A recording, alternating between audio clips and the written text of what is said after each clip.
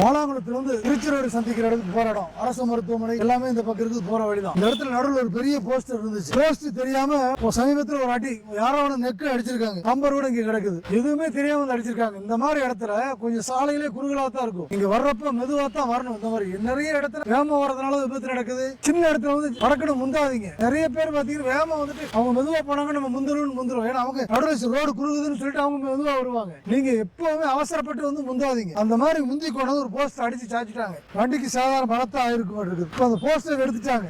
அதுவும் தெரியாம இருக்குது.